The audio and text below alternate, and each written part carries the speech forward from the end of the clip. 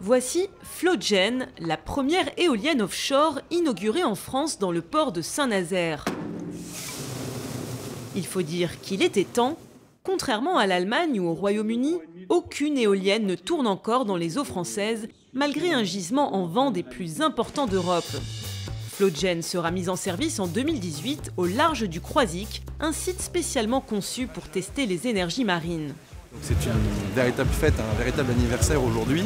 L'État a été le principal financeur de ce projet, avec sur 2 types de crédits, pratiquement 8 millions d'euros qui ont permis cette innovation aux côtés des industriels français qui se sont lancés dans cette innovation majeure. D'une capacité de 2 MW, composée d'un mât de 60 mètres et de 3 pales de 40 mètres, cette éolienne a la particularité d'être flottante. Une technologie émergente dont l'innovation repose sur ce carré flotteur en béton autoplaçant sur lequel repose l'éolienne.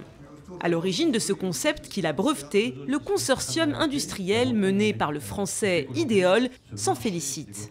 Arriver à faire flotter une éolienne demande de faire des compromis. Pour avoir une plateforme très grosse mais qui coûte très cher. Avec notre technologie, on a un compromis où on a une plateforme très petite, comme vous pouvez voir, par rapport à l'éolienne. Elle est très compacte, très simple, mais qui permet d'avoir une stabilité suffisante pour mettre une éolienne classique dessus. Elle est conçue pour résister aux pires tempêtes qu'on peut voir sur ce site au large du Croisic, ce qui veut dire des vagues d'une hauteur maximale de 16 mètres. Au-delà du concept lui-même, il y a un concentré d'innovation à tous les niveaux. Dans le matériau utilisé, on a une formulation de béton allégé spécifique qui a été développée pour l'occasion. On a l'utilisation de nylon comme matériau pour l'ancrage du flotteur sur le site. On a des techniques de construction particulières qui ont été mises en œuvre puisqu'on a construit ce caisson en béton sur des barges dans le port de Saint-Nazaire, quelque chose qu'on n'avait pas fait jusque-là. Donc on retrouve de l'innovation réellement à tous les niveaux de cette aventure.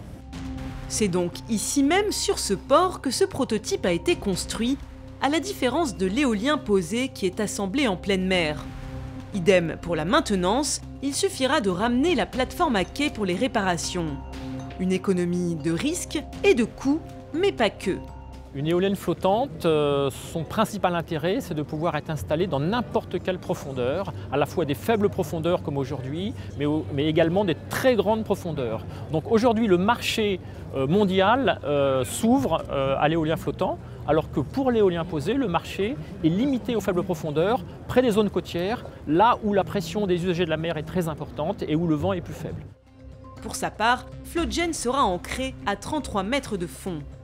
Alors, l'éolien flottant permettra-t-il de contourner les difficultés que rencontre l'éolien offshore en France, comme les nombreux recours en justice motivés par la préservation du paysage et la sécurité en mer? Les professionnels du secteur veulent y croire.